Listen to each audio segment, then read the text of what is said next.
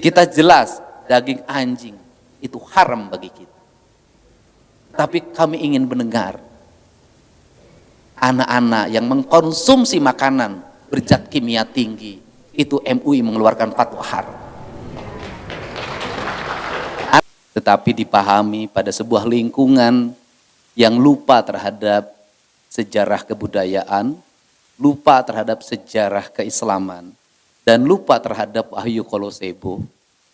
Beliau memberikan penjelasan-penjelasan kepada Jam'iyah Nahdlatul Ulama. Saya diundang ke PBNU dan hari ini bertemu kembali dalam posisi wakil ketua umum dan pernah ketemu di pesawat sepulang saya dari musibah di Sumatera.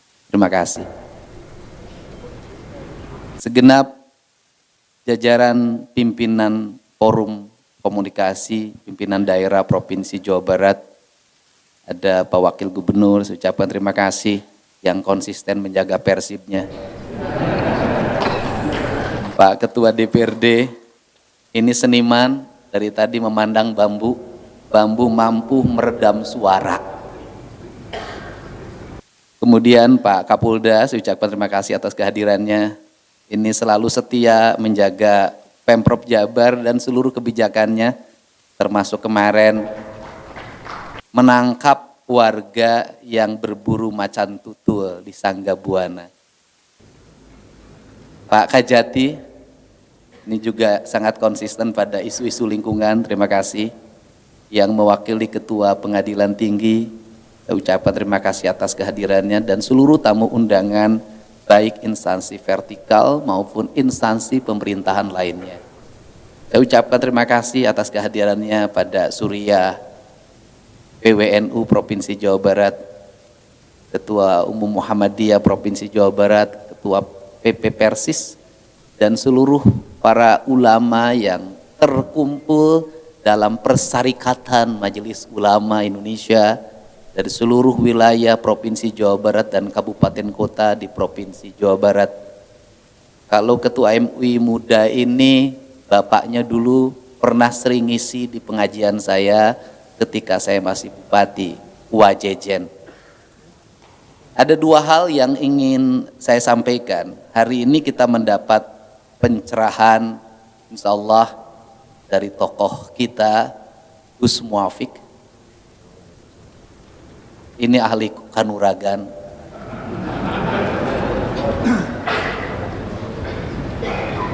Totos bojane kulit anti ganti sukma tandange batara. Bisa nurus bumi, bisa ngapak mega, bisa lempang luhureun cai. Weruh sadurung winara teuterak dikadek ngan sieun ku pamajikan.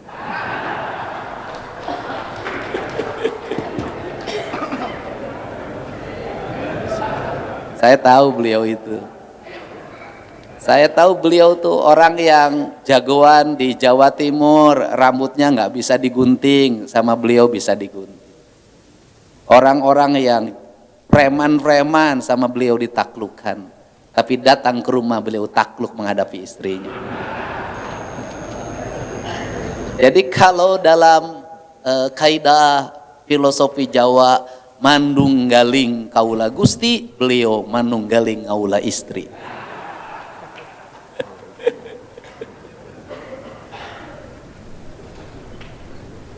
Yang pertama tadi saya mencuplik kalimat sederhana dari Ketua DPRD. Ini bambu mampu meredam suara dan suaranya lebih indah didengarnya.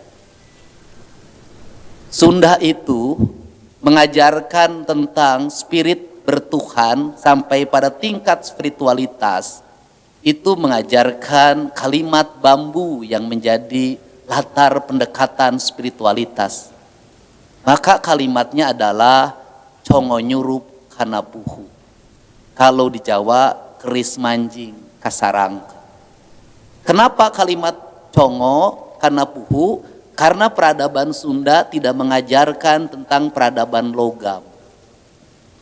Tidak mengajarkan tentang peradaban besi dan tidak mengajarkan tentang peradaban berperang. Dia mengajarkan tentang peradaban kasih sayang atau cinta kasih yang disebut dengan Siliwangi, Silih Asa, Silih Asuh, Silih Asih.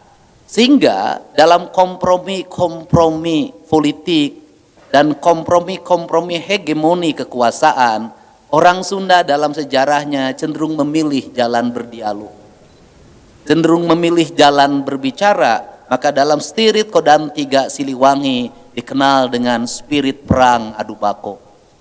Artinya konsep dialog mengajak orang bicara dari hati ke hati itu adalah pilihan terbaik dibanding dengan kekerasan. Congo Nyurup Kanapuhu adalah sebuah falsafah yang mengajarkan pada bahwa nilai filosofi lingkungan yang kuat di Jawa Barat adalah bambu. Maka kalimatnya kaluhur sirungan tahanap akaran. Congo artinya ujung, puhu artinya yang paling bawah. Maka ujung dengan puhu itu harus menjadi kesatuan. Ujung disebutnya cocongo, yang kemudian yang paling bawah mendekati akar disebutnya pupuhu. Semangat teologis orang Sunda dalam berkeislaman memilih semangat sufisme. Pendekatan-pendekatan rasa dan cinta. Kenapa pendekatan sufisme? Karena pendekatan rasa dan cinta sangat dipengaruhi oleh alam. Alamnya, alam yang sangat indah. Maka gunung menjadi pananggehan. Pananggehan artinya tempat bersandar. Maka karena gunung disebut pananggehan, tempat bersandar, orang Sunda menganggap gunung adalah puncak spiritualitas dan kesakralan. Karena dianggap puncak spiritualitas dan kesakralan, maka orang Sunda membagi 4 hal. 1, leweng tutupan. 2, leweng titipan. 3, leweng awisan. 4, leweng garapan. Leweng tutupan artinya hutan yang tidak boleh didatangi oleh siapapun. Jangankan ditebang pohonnya, jalan kaki saja menuju hutan itu sudah dilarang. Maka dalam sejarah Sunda, dalam cerita Pajajaran, raja-raja Sunda tidak memilih dikuburkan. Sehingga tidak dikenal tradisi kuburan. Maka dia memilih sebuah proses yang disebut muksa. Caranya adalah menjelang akhir masa jabatan, sebelum dia lengser, maka dia kerajaannya diberikan pada generasi berikutnya, dan dia memilih pergi ke dalam hutan dan tidak kembali. Memilih pergi ke dalam hutan dan tidak kembali, maka lahirlah yang disebut dengan alam parahyangan. Alam parahyangan artinya alam kahyangan, alam langit, alam puncak. Maka alam langit, alam puncak dianggap menjadi, disimbolkan menjadi alam gunung. Karena alam gunung itu dari tradisi sesajian maka dipahami sebagai tumpengan. Maka tumpengan cirinya satu, gunung cirinya satu, makin atas makin puncak, makin satu makin tunggal, makin tidak diakui, maka makin bawah makin berwarna, makin beragam, makin banyak sekali kelompoknya, makin banyak sekali pemikirannya, makin banyak sekali gagasannya, maka tumpengan dipahami sebagai itu. Karena itulah yang dikelola oleh kita dalam setiap waktu, bukan alam puncak. Karena alam puncak adalah alam personal, alam parahyangan, alam spiritual yang nanti dijelaskan oleh Gus Muafik, alam mi'raj, alam yang sangat individual. Yang kita bicarakan hari ini hubungan antara pemerintah provinsi dengan MUI dan seluruh organisasi bukan alam spiritualitas, tetapi alam keragaman, di mana di situ ada masakan orek tempe, di situ ada masakan sayuran yang lainnya, yang itu bisa kita pahami dan bisa cerna dari sisi kasat mata. Yang diambil adalah maknanya dan hikmahnya bagi kehidupan dan kemakmuran. Untuk itu, maka pemerintah Provinsi Jawa Barat hari ini menyampaikan, problem kita hari ini adalah gunung tak bisa lagi menjadi panangge. Kenapa gunung tidak bisa lagi menjadi pananggehan? Karena spiritualitas gunung menjadi hilang. Emosionalitas manusia hari ini sudah menerobos ke alam puncak spiritual.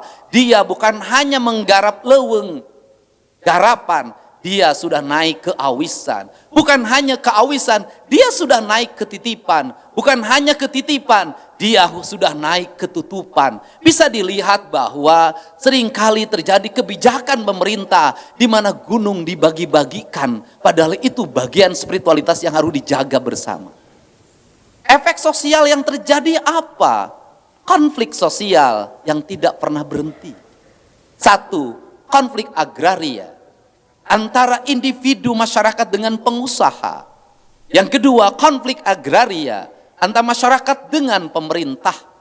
Yang ketiga adalah konflik sosial, terjadi ketidakadilan. Ketidakadilan sosialnya adalah hampir seluruh pekerja yang bekerja di kaki gunung yang nanam sayur, yang itu efek ekologinya sangat tinggi, yang itu efek bencananya sangat tinggi, upahnya sangat rendah.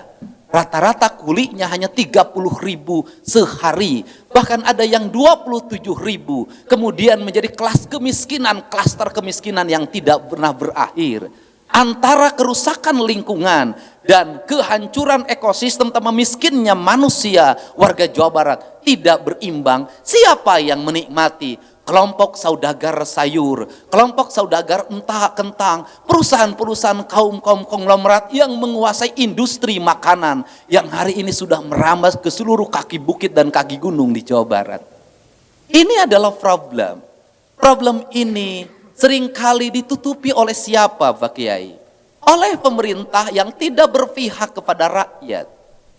Maka dia mengkamuflase kepemimpinannya yang buruk, yang menganggarkan tidak untuk orang miskin, yang anggarannya tidak untuk anak-anak yatim, yang anggaran pemerintahnya tidak untuk membangun infrastruktur yang berkualitas, tidak untuk melindungi masyarakat dari penjarahan terhadap hutan. Dia seringkali mengkamuflase dirinya dengan kesalehan. Kesalehannya ditandai dengan kedekatan. Maka seringkali anggaran hibah menjadi musibah. Di mana letak musibahnya? Hibah diperuntukkan untuk orang-orang dekat yang itu juga, yang pada akhirnya mendegradasi anggaran, memiskinkan beberapa orang, bahkan seringkali menjadi angka koruptif yang mencederai keulamaan, yang mencederai nilai-nilai spiritualitas yang harus dijunjung tinggi. Apa yang menjadi kesedihan saya? Seiring era digital, seiring anak-anak muda hari ini tidak bisa lagi diorganisir karena kita. Mereka mengupdate dalam setiap hari, dalam algoritma media sosial. Hilangnya ketauladanan, meruntuhkan kepercayaan. Runtuhnya sebuah kepercayaan melahirkan mereka semakin menjauh dari nilai-nilai peradaban yang kita cita-citakan. Bahkan di beberapa wilayah seringkali mereka menjadi kelompok ateis karena kefrustasian dalam beragama. Kerangka ini yang harus dibangun. Sehingga bagi saya, majelis ulama adalah majelis independen. Tidak mesti terpengaruh oleh besaran hibah yang diserahkan oleh Pemprov. Besaran hibah bukan kewajiban, tapi adalah kecintaan. Karena cinta yang sejati, cinta yang tidak berharap timbal balik. Andai kata ada hibah dari provinsi untuk MUI dan kelompok lainnya, kami tidak ada kaitan dengan pemilu 2031. Kami tidak ada kaitan dengan pemilu 2029. Kami ingin lidah ulama tetap tajam untuk berdoa pada Allah agar kita jauh dari musibah. Maka lidahnya harus diarahkan pada siapa? Kaum Togut. Mereka yang mempertuhan kekayaannya. Mereka yang mempertuhan kekuasaannya. Mereka mengambil hak orang untuk mendapatkan air bersih. Mereka mengambil hak orang untuk mendapatkan oksigen yang baik. Mereka mengambil hak generasi ke depan terhadap tersedianya alam yang terjaga demi kepentingan anak cucu kita. Kenapa? Sebagai khalifah di muka bumi, kita bukan pewaris. Kita hanya dikasih titipan yang harus dijaga. Kerangka inilah yang saya ambil sebagai orang yang menangis ketika mendengar ke Wahyu Kolusif. Saya orang yang mendekati ketuhanan lewat pendekatan-pendekatan kausalitas alam. Mendekati ketuhanan lewat apa yang aku lihat, apa yang aku dengar dan aku rasakan. Maka bagi saya, ketuhanan bukan hanya dipahami pada aspek-aspek yang memerlukan tafsir, tapi ketuhanan bagi saya bisa dipahami dengan gemerciknya air yang jatuh. Ketuhanan bisa dipahami dari aliran angin yang berhembus. Ketuhanan yang bisa dipahami dari suara burung yang merintih. Karena inilah yang menjadi kebutuhan kita. Ancaman degradasi kita hari ini adalah ancaman lingkungan. Sumatera diporak-porandakan oleh lingkungan. Kemudian Jawa Barat juga sebagian sudah mulai diporak-porandakan oleh lingkungan. Ternyata kita tak berdaya ketika ada pohon yang berubah menjadi tanaman sayur. Kita tak berdaya ketika melihat aliran sungai disempitkan. Kita tak berdaya membangun rumah semewah apapun ketika sawah-sawah dan rawa-rawa berubah menjadi pemukiman. Ternyata kita tak berdaya dan pada akhirnya ketidakberdayaan kita adalah orang yang tidak bersyukur. Karena kita tidak bersyukur, kita dikasih alam yang indah, kita tidak menempatkan sesuatu pada tempatnya. Kerangka inilah yang kami tunggu dari para ulama untuk mengingatkan siapapun agar menjaga bumi ini lebih lama. Agar dalam setiap tahun anggaran provinsi tidak muter saja di penanganan bencana. Agar kita harus mulai berinvestasi pada sumber daya, pada anak-anak kita yang harus bisa berlari. Hari ini saya boleh berkata, kita sudah jelas babi itu haram. Kita jelas daging anjing itu haram bagi kita. Tapi kami ingin mendengar anak-anak yang mengkonsumsi makanan berzat kimia tinggi, itu MUI mengeluarkan fatwa haram. Anak-anak yang mengkonsumsi makanan yang minyaknya sudah jenuh, itu haram. Anak-anak yang setiap pagi mengkonsumsi minuman dengan air diisi oleh gula buatan yang mengancam mereka gagal ginjal, itu adalah haram. Anak kita tidak makan daging babi. Anak-anak kita tidak makan daging anjing. Tapi anak-anak kita tiap hari mengkonsumsi fast food dalam setiap waktu. Lupa minum air putih, lupa berjalan, lupa mandi dengan air yang bersih. Ini adalah ancaman. Rumah sakit sudah penuh dengan yang gagal ginjal. Rumah sakit penuh dengan kanker. Maka saya juga ingin mengatakan bahwa pencemaran lingkungan, kadar asap mobil yang melibatas itu juga haram. Kadar asap pabrik melibatas juga haram. Karena itulah ancaman kita yang nyata hari. Untuk itu semoga fase Mi'raj yang akan kita peringati hari ini adalah fase kesadaran spiritual. Kalau ritual, orang Islam hari ini sudah sangat luar biasa. Haji ngantri sampai 40 tahun ke depan. Yang umroh ngantri walaupun umrohnya pinjem Bank Jabar. Sudah ngantri. Tapi yang kita lihat hari ini adalah kesadaran spiritual di mana manusia menyadari tentang fungsi dan perannya sebagai khalifah maupun sebagai abid serta abdi. Kemudian lahirlah sebuah hidup yang harmoni antara manusia dengan manusia, manusia dengan alam, dan manusia dengan Allah, Khalik, Sang Pencipta kita semua. Semoga pelantikan MUI masa khidmat 2025 sampai 2029, 2030 bisa menjadi tonggak bagi guru bagi kami. Guru yang memancarkan mata air kecemerlangan, yang dia selalu berkelok mengikuti arus arah di mana air berada. Karena fungsi ulama adalah fungsi menerangi, mengayomi, menuntun, dan menjadi mata air bagi kami semua. Ingatkan kami ketika kami salah, dan jangan puji kami ketika kami menjalankan apa yang harus kami jalankan. Karena pemimpin dan masyarakat berbuat kebaikan, mengangkat anak-anak yatim, mengangkat derajat orang-orang miskin, membangun rasa adil di masyarakat, membangun rasa tentram di masyarakat, itu adalah kewajiban. Tidak perlu dipuji karena itu kewajiban. Tapi harus dicaci manakala dia menyimpang dari apa yang digariskan dalam sumpah jabatan. Semoga Allah Subhanahu wa taala memberikan bimbingan dan pelindungan pada kita semua. Walaupun Allah sudah membimbing dan melindungi kita, kita yang mengabaikan bimbingan dan pelindungannya. Wallahu muwaffiq ila aqwamit thoriq.